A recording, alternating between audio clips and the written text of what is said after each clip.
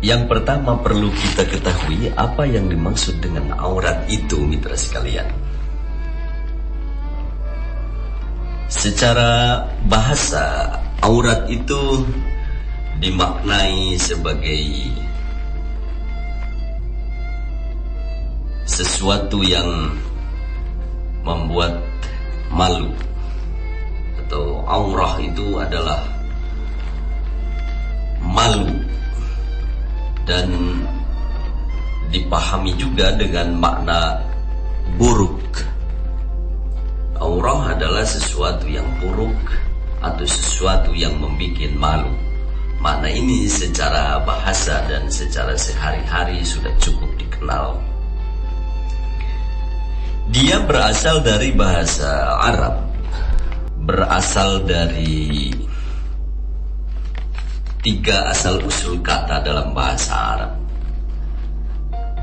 Yang pertama, asal-usulnya terbentuk dari awara. Awara itu bermakna hilang rasa. Seperti halnya lidah mampu merasakan aneka macam rasa seperti manis, pahit, asin saat mengecap. Tapi tatkala secara fungsi atau kemampuan mengecapnya hilang, maka rasa-rasa yang dirasakan oleh lidah itu menjadi tidak jelas, karena ada satu dan lain hal yang menyebabkannya. Misalnya karena ada penyakit tertentu sehingga lidah tidak lagi memiliki ketajaman untuk menentukan rasanya. Dia disebut sebagai hilang rasa. Itu akar kata yang pertama, asal usul untuk kosakata aurat. Awara, hilang rasa. Yang kedua, asal usul katanya dari bahasa Arab terambil dari ara. Ara sendiri bermakna menutup atau menyumbat, menghadang, menghalangi agar tidak bolong atau tidak mengalir sesuatu, atau tidak telanjang, tidak terbuka. Ara, seorang menutup, menyumbat, menimbun. Itu merupakan padanan kata dari lafaz ara yang merupakan asal usul aurat. Yang ketiga, aurat itu terambil asal usulnya dari awara di dalam bahasa Arab itu.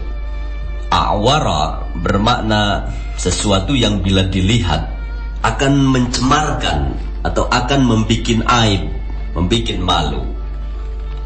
Nah, itu adalah makna-makna yang dikandung oleh usulul lafdi, asal-asal kata yang memang satu dengan lainnya dari lafaz-lafaz itu mengandung makna yang berkonotasi sama.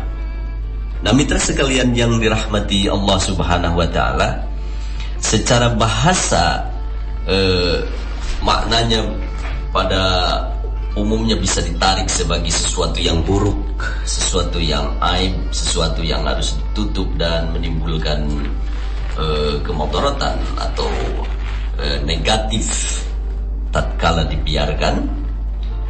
Maka secara istilahi, secara terminologis di dalam hukum Islam, aurat itu diberikan ta'rif pada umumnya sebagai anggota badan yang tidak boleh ditampakkan atau diperlihatkan kepada orang lain.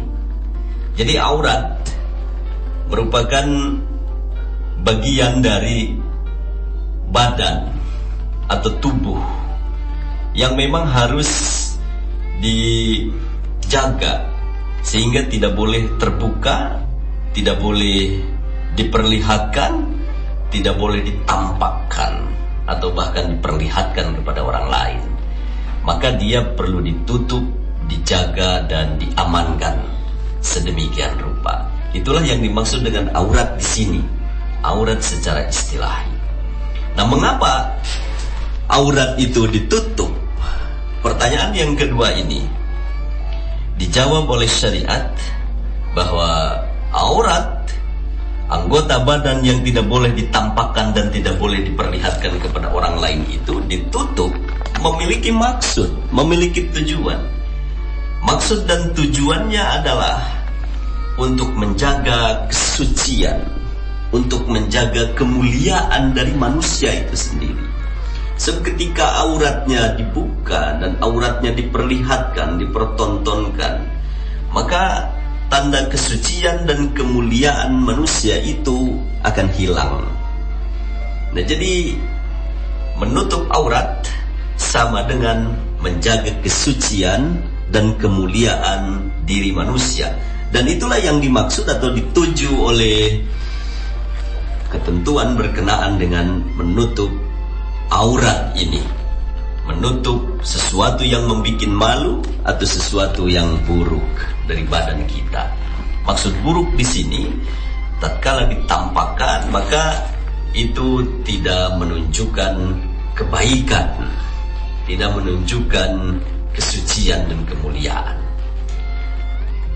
Nah, mitra sekalian yang dirahmati oleh Allah Subhanahu wa taala, atas dasar itu tujuan kesucian dan kemuliaan tadi, maka syariat menetapkan bahwa hukum menutup aurat adalah wajib. Hukum menutup aurat adalah wajib. Wajib bagi setiap muslim yang mukallaf, yang dewasa, untuk menutup auratnya dan menjaga auratnya itu jangan sampai ditampakkan dan diperlihatkan kepada orang lain. Dan ini adalah sebuah kewajiban syariat. Harus setiap mukallaf mengindahkan posisi hukum ini sebagai kesadaran imani dan bagian dari ketaatan kepada Allah Subhanahu wa taala dan juga kebaikan dirinya sendiri serta kebaikan masyarakatnya. Yang keempat perlu dipahami mitra sekalian, berkenaan dengan jenis aurat untuk laki dan perempuan itu berbeda. Syariat atau hukum Islam menetapkan hukum aurat bagi laki dan perempuan itu berbeda. Yang pertama, aurat untuk laki-laki diketahui secara luas, dan ini menjadi arus utama atau pendapat yang umum dari jumhur ulama. Laki-laki itu auratnya adalah dari pusar sampai dengan lutut. Berbeda halnya dengan laki-laki, aurat perempuan adalah seluruh tubuh, jami'u badaniha, seluruh tubuhnya, illal wajha wal kafain, kecuali wajah dan dua telapak tangannya. Jadi seluruh tubuhnya perempuan itu adalah aurat kecuali wajah. Al-Quran memberikan penjelasan lebih rinci. Dasarnya adalah untuk menjaga pandangan dan memelihara kemaluan, baik bagi laki-laki maupun bagi perempuan. Jadi dengan menutup aurat, pandangan laki-laki maupun pandangan perempuan akan terjaga, dan kemaluan farjinya juga akan terjaga. Dan pandangan harus dijaga serta kemaluan juga harus dijaga. Dua hal ini merupakan amanat Qur'aniyah yang memang secara terus terang dan terang benderang tersurat di dalam Al-Quran surah An-Nur ayat 30 sampai dengan 31. Laki dan perempuan yang beriman, mukmin dan mukminah, dia menutup aurat dengan ketentuan sebagaimana diatur, itu diarahkan agar pandangan dan kemaluannya terjaga, sehingga kesucian dan kemuliaannya bisa dijunjung tinggi. Dan dengan begitu, pandangan dan kemaluan yang terpelihara dan terjaga dengan baik, maka mukmin dan mukminah, laki dan perempuan, bisa menutup pintu dosa yang lebih besar.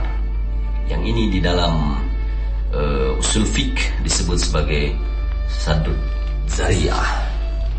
Jadi menolak atau menutup pintu keburukan, karena aurat akan mengundang syahwat dan hal-hal yang tidak terpuji lainnya, yang ujungnya akan beririsan dengan larangan zina. Maka aurat adalah satu hal yang perlu dipahami sebagai bagian yang bisa mendorong kepada perzinaan tatkala dia tidak dijaga, ditutup dan diamankan dengan baik dan seksama. Maka menutup aurat merupakan satu arahan syariat guna menunjang larangan berzina.